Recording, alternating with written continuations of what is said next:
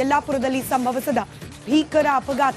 ಈ ಅಪಘಾತ ಪ್ರಕರಣದಲ್ಲಿ ಸಾವನ್ನಪ್ಪಿದವರ ಕುಟುಂಬಸ್ಥರು ಇದೀಗ ಅವರ ಆಕ್ರಂದನ್ನ ಮುಗಿಲು ಮುಟ್ಟಿದೆ. ಒಂದೊಂದು ಮನೆಯಲ್ಲೂ ಕೂಡ ಒಂದೊಂದು ಕರುಣಾಜನಕ ಕಥೆ. ಯಲ್ಲಾಪುರ ಅಪಘಾತ ಪ್ರಕರಣದ ಹಿಂದೆ ಒಂದೊಂದು ಕರುಣಾಜನಕ ಕಥೆಗಳಿದೆ. ಮೃತಪಟ್ಟವರ ಮನೆಗಳಲ್ಲಿ ಇದೀಗ ಕಣ್ಣೀರಿನ ಕೋಡಿಯೇ ಹರಿತಾ ಇದೆ. ಆಧಾರ ಸ್ತಂಭವಾಗಿದ್ದವರೇ ಇದೀಗ ಇಲ್ಲದಾಗಿದ್ದಾರೆ. ಜಲಾಲ್ನನ್ನ ಕಳೆದುಕೊಂಡು ಗರ್ಭಿಣಿ ಕಣ್ಣೀರನ್ನ ಹಾಕ್ತಿದ್ದಾರೆ.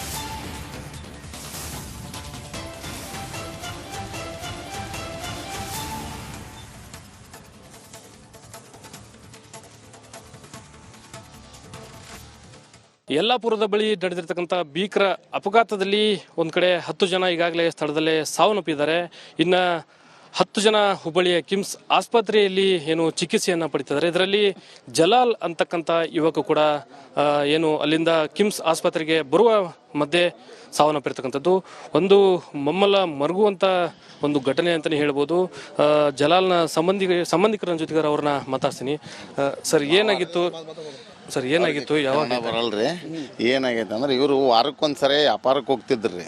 ಎಲ್ಲಿಗೆ? ಹುಬ್ಳಿಲಿಂದ್ರ ಸವಣೂರ್ಲಿಂದ್ರ ಗೋವಾಗೆ ವ್ಯಾಪಾರಕ್ಕೆ ಹೋಗ್ಬೇಕಾದ್ರೆ ತರಕಾರಿ ತೊಗೊಂಡು ನಿನ್ನೆ ರಾತ್ರಿ 2 ಗಂಟೆಗೆ ಯಲ್ಲಾಪುರ ಹತ್ರ ಟ್ರಕ್ ರೀ, ದೊಡ್ಡ ಟ್ರಕ್ನಾಗ ಗಾಡಿ ಪಲ್ಟಿ ಆಗಿ ಈಗ ಜಲಾಲ್ ಅನ್ನೋನಿಗೆ 3 ಮಕ್ಕಳದವ್ರಿ, 2 ಹೆಣ್ಣು 1 ಗಂಡು, ಮತ್ತು ಹೆಂಡತಿ ಒಟ್ಲಿದಾಳ್ರಿ, 6 ತಿಂಗಳು ಒಟ್ಲಿ ಗರ್ಭಿಣಿ ಇದ್ದಾಳೆ. ಏನಂದ್ರೆ ವಯಸ್ಸಾದ ತಂದೆ ತಾಯಿ ಇದ್ದಾರೆ, ಮನೆ ನಡೆಸೋನು ಇವನ ಬಡವ.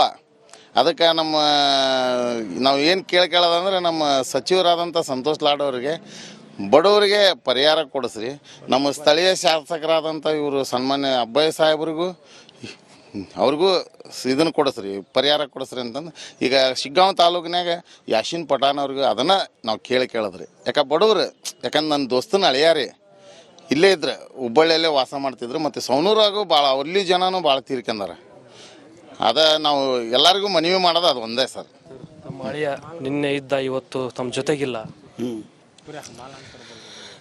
ಎಲ್ಲರೂ ಹಮಾಲಿ ಎಲ್ಲರೂ ಮಾಡೋರು ರೀ ಇವರು ತಮ್ಮ ಮನೆಗೆ ತಾವು ಅವರ ಆಧಾರ ಇದ್ದವ್ರು ರೀ ಎಲ್ಲರೂ.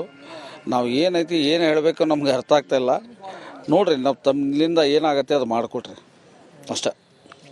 ಅವ್ರ ವೈಫ್ಗೆ ಅವ್ರ ಮಕ್ಕಳಿಗೆ ಏನಾರ ಸ್ವಲ್ಪ ಆಧಾರ ಆದಂಗೆ ಮಾಡಿಕೊಡ್ರಿ ಅಷ್ಟೇ.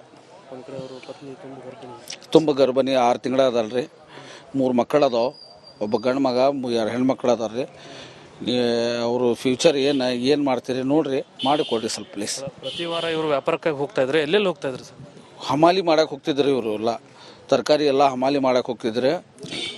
ಇದಿಷ್ಟು ಅಪಘಾತ ಪ್ರಕರಣದಲ್ಲಿ ಸಾವನ್ನಪ್ಪಿರ್ತಕ್ಕಂತಹ ಬಹುತೇಕ ಕುಟುಂಬಸ್ಥರ ಮಾತು. ಕ್ಯಾಮ್ರಾ ಪರ್ಸನ್ ವಿನಾಯಕ್ ಪೂಜಾರ್ ಜೊತೆ ಪ್ರಕಾಶ್ ರಿಪಬ್ಲಿಕ್ ಕನ್ನಡ, ಹುಬ್ಬಳ್ಳಿ.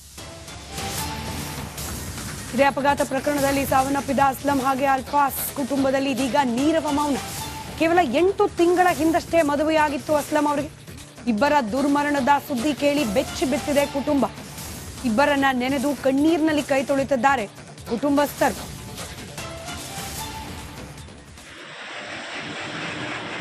ಚಿತ್ರದಲ್ಲಿ ಗಮನಿಸ್ತಾ ಇದ್ದೀರಿ, ಮೃತ ಅಸ್ಲಂ 8 ತಿಂಗಳ ಹಿಂದಷ್ಟೇ ಈತನ ವಿವಾಹವಾಗಿತ್ತು. ಈಗ ಅಪಘಾತ ಪ್ರಕರಣದಲ್ಲಿ ಈತ ಸಾವನ್ನಪ್ಪಿದ್ದಾರೆ. ಕುಟುಂಬಸ್ಥರು ಈತನನ್ನ ನೆನೆದು ಸಹಜವಾಗಿ ಕಣ್ಣೀರು ಹಾಕ್ತಿರೋದು. ಮತ್ತೊಂದು ಕಡೆ ದೃಶ್ಯದಲ್ಲಿ ಘಟನೆ ನಡೆದ ಸ್ಥಳದ ಸದ್ಯದ ಪರಿಸ್ಥಿತಿಯನ್ನ ಕೂಡ ಗಮನಿಸ್ತಾ ಇದ್ವಿ. ಭೀಕರ ಅಪಘಾತ, 10ಕ್ಕೂ ಹೆಚ್ಚು ಮಂದಿ ಪ್ರಾಣವನ್ನ ಕಳೆದುಕೊಂಡಿರುವ ಘಟನೆ ಇವತ್ತು ಬೆಳಂಬೆಳಗ್ಗೆ ನಡೆದಿರೋದು. ಇನ್ನು ಅನೇಕರು ಗಾಯಾಳುಗಳಾಗಿದ್ದಾರೆ. ಈ ಪ್ರಕರಣದಲ್ಲಿ ಅವರಿಗೆ ಉಚಿತವಾಗಿ ಚಿಕಿತ್ಸೆ ಕೊಡಿಸುವ ಭರವಸೆಯನ್ನು ಸರ್ಕಾರ ನೀಡಿದೆ. ಹಾಗೆ ಮೃತಪಟ್ಟವರ ಕುಟುಂಬಸ್ಥರಿಗೆ ಪರಿಹಾರವನ್ನು ನೀಡೋದಾಗಿಯೂ ಕೂಡ ಸರ್ಕಾರ ಘೋಷಿಸಿದೆ. ಮತ್ತೊಂದು ಕಡೆ ಮೃತ ಇಮ್ತಿಯಾಸ್ ಅವರ ಸ್ವಗ್ರಾಮದಲ್ಲಿ ನೀರವ ಮೌನ. ಸವಣೂರು ಪಟ್ಟಣದಲ್ಲಿ ಕುಟುಂಬಸ್ಥರು ಕಣ್ಣೀರು ಹಾಕ್ತಿದ್ದಾರೆ. 4 ವರ್ಷದ ಹಿಂದೆ ಮೃತ ಇಮ್ತಿಯಾಸ್ ಅವರ ಮದುವೆಯಾಗಿತ್ತಂತೆ. ಪತಿಯನ್ನ ನೆನೆದು ಬಿಕ್ಕಿ ಬಿಕ್ಕಿ ಹತ್ತಿದ್ದಾರೆ ಇಮ್ತಿಯಾಸ್ ಪತ್ನಿ.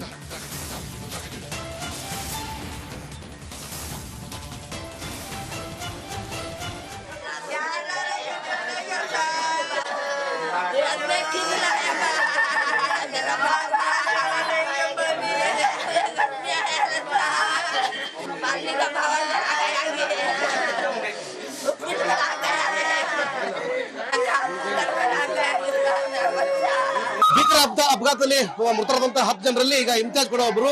ಸವಣೂರಿನಲ್ಲಿ ಈಗ ಸದ್ಯ ಮನೆಯಲ್ಲಿ ನೋಡ್ತಿರುವ ದೃಶ್ಯದಲ್ಲಿ ಯಾವ ರೀತಿ ಅವ್ರ ಮನೆಯಲ್ಲಿ ಆಕ್ರಂದನ ಮುಗಿದ್ಬಿಟ್ಟಿದೆ ಅಂತಂದ್ರೆ ಕುಟುಂಬಸ್ಥರು ದುಡಿಯುವ ಮಗನನ್ನು ಕಳಿಸ್ಕೊಂಡು ಇವತ್ತು ಸಂಪೂರ್ಣವಾಗಿ ಕಣ್ಣಿನಲ್ಲಿ ಕೈ ತೊಳೆತಿರುವಂತದ್ದು. ತಾಯಿ ಇನ್ನೊಂದು ದೃಶ್ಯದಲ್ಲಿ ನೋಡಿದ್ರೆ ಇವರು ಇಮ್ತಿಯಾಜ್ ಅವರ ತಾಯಿ, ಇಮ್ತಿಯಾಜ್ ಅವರ ತಾಯಿ ಮಗನ ಕಳ್ಕೊಂಡು ಈಗ ಸಂಪೂರ್ಣವಾಗಿ ಒಂದು ರೀತಿಯಲ್ಲಿ ಜೀವ ಏನು ನನ್ನ ಲೈಫಲ್ಲಿ ಮತ್ತೆ ಮುಂದೆ ಏನು ಅನ್ನುವಂಥ ಪ್ರಶ್ನೆಯನ್ನು ಕಾಡ್ತಿರ್ತಕ್ಕಂಥ ವಿಚಾರದಲ್ಲಿ ಆಯ್ತಾ ಇರುವಂತದ್ದು. ಕುಟುಂಬಸ್ಥರು ಈಗ ದೂರದ ಊರಿನ ಬರ್ತಿರೋದು. ಇನ್ನೊಬ್ರು ನೋಡ್ತಿದ್ರೆ ಅವರು ಇಮ್ತಿಯಾಜ್ ಅವರ ಅಕ್ಕ ಅಂತ ಹೇಳ್ಬೋದು. ಅವರು ಕೂಡ ಈಗ ತಮ್ಮನ್ನ ಕಳೆದುಕೊಂಡು ದುಃಖದಲ್ಲಿ ಕಣ್ಣೀರನ್ನು ಹಾಕ್ತಿರುವಂತದ್ದು. ಕುಟುಂಬಸ್ಥರು ಸಂಬಂಧಿಕರು ಸಂಪೂರ್ಣವಾಗಿ ಮನೆಗೆ ಬಂದು ಅವ್ರಿಗೆ ಸಾಂತ್ವನ ಪ್ರಯತ್ನಿಸ್ತಿದ್ರೆ, ಆದ್ರೆ ಯಾವುದೇ ಕಾರಣಕ್ಕೂ ಅವರು ಅಳವನ್ನು ನಿಲ್ಲಿಸ್ತಾ ಇಲ್ಲ ಅಂತ ಹೇಳ್ಬೋದು. ನನ್ನ ಜೊತೆ ಮಾತಾಡಲಿಕ್ಕೆ ಅವರ ಬ್ರದರ್ ಇದ್ದಾರೆ. ಸರ್, ಏನಾಗ್ಬೇಕು ನಿಮ್ಗೆ ಇಮ್ತಿಯಾಜ್ ಅವರು?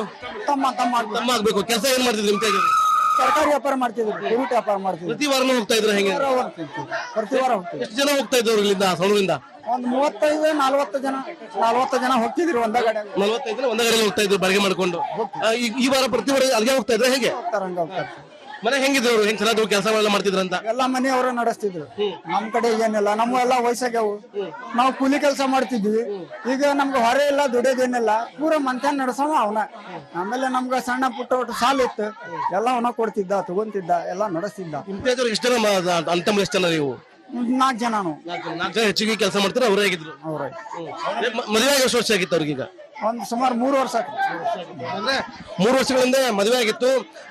ಪತಿ ಪತ್ನಿ ಚೆನ್ನಾಗೇ ಇದ್ರು. ಮನೆಯಲ್ಲಿ ಎಲ್ಲಾ ರೀತಿಯಾಗಿ ಕೆಲಸವನ್ನು ಮಾಡೋದಾಗ್ಲಿ, ನಮ್ಮ ಸಾಲ ಶೂಲ ಆಗಿರ್ಲಿ, ಮನೆ ನಡೆಸೋ ಸಂಪೂರ್ಣ ಕಾರ್ಯವನ್ನ ಇಮ್ತಿಯಾಜ್ ಮಾಡ್ತಾ ಇದ್ರು. ಹೀಗಾಗಿ ಇಮ್ತಿಯಾಜ್ ಇವತ್ತು ನಮ್ಮ ಜೊತೆಗಿಲ್ಲ ಅಂತ ಹೇಳಿ ಕುಟುಂಬಸ್ಥರು ಆಕ್ರಂದನ ಈಗ ಮುಗಿಲು ಮುಟ್ಟಿರುವಂತದ್ದು. ಸದ್ಯಕ್ಕೆ ಮನೆಯ ಜೀವ ಅಂದ್ರೆ ಹಿರಿಯ ಜೀವ ಅವನೇ ಆಗಿದ್ದ. ನಾನು ವಯಸ್ಸಾಗಿದ್ರು ಕೂಡ ಎಲ್ಲ ಮಾತನ್ನ ನಮ್ಮ ತಮ್ಮ ಮಾತನ್ನ ಕೇಳ್ತಾ ಇದ್ದೆ. ಈಗ ಅವನಿಲ್ಲ ಅನ್ನೋದನ್ನ ತಳ್ಕೊಳ್ಳಾಗ್ತಿರೋ ಮಾತನ್ನ ಅವರ ಅಣ್ಣ ತಮ್ಮ ಹೇಳ್ತಿರುವಂತದ್ದು. ಚಂದ್ರಪ್ರಸಾದ್ ಶಂಕರ್ ಜೊತೆ ಮಾರುತಿ BM, ರಿಪಬ್ಲಿಕ್ ಕನ್ನಡ, ಹಾವೇರಿ. ಭೀಕರ ಅಪಘಾತದಲ್ಲಿ ಸಾವನ್ನಪ್ಪಿದವರ ಕುಟುಂಬಸ್ಥರಿಗೆ ಪರಿಹಾರದ ರೂಪದಲ್ಲಿ ಹಣವನ್ನ ನೀಡುವುದಾಗಿ ಖುದ್ದು ಮುಖ್ಯಮಂತ್ರಿ ಸಿದ್ದರಾಮಯ್ಯ ಘೋಷಿಸಿದ್ದಾರೆ. ತಮ್ಮ ಸಾಮಾಜಿಕ ಜಾಲತಾಣದ ಖಾತೆಯಲ್ಲಿ ಈ ಬಗ್ಗೆ ಬರೆದುಕೊಂಡಿದ್ದಾರೆ ಮುಖ್ಯಮಂತ್ರಿಗಳು. ಗಾಯಾಳುಗಳಿಗೆ ಉಚಿತ ಚಿಕಿತ್ಸೆಯ ವ್ಯವಸ್ಥೆ ಮಾಡುವುದಾಗಿಯೂ ಕೂಡ ಭರವಸೆ ನೀಡಿದ್ದಾರೆ ಸಿಎಂ ಸಿದ್ದರಾಮಯ್ಯ. ಸಾಮಾಜಿಕ ಜಾಲತಾಣದ ಪೋಸ್ಟ್ನಲ್ಲಿ ಈ ಘಟನೆ ಬಗ್ಗೆ ವಿಷಾದವನ್ನ ವ್ಯಕ್ತಪಡಿಸಿದ್ದಾರೆ. ಜೊತೆಗೆ ಮೃತಪಟ್ಟವರ ಕುಟುಂಬಸ್ಥರಿಗೆ ಪರಿಹಾರವನ್ನ ಕೂಡ ಸರ್ಕಾರದ ಕಡೆಯಿಂದ ಕೊಡಿಸೋದಾಗಿ ಭರವಸೆಯನ್ನ ನೀಡಿದ್ದಾರೆ. ಹಾಗೆ ಈ ಅಪಘಾತ ಪ್ರಕರಣದಲ್ಲಿ ಗಾಯಾಳುಗಳಾಗಿದ್ದವರಿಗೆ ಸರ್ಕಾರದ ಕಡೆಯಿಂದ ಉಚಿತ ಚಿಕಿತ್ಸೆ ಕೊಡಿಸುವ ಭರವಸೆಯನ್ನ ಕೂಡ ಮುಖ್ಯಮಂತ್ರಿಗಳು ನೀಡಿದ್ದಾರೆ.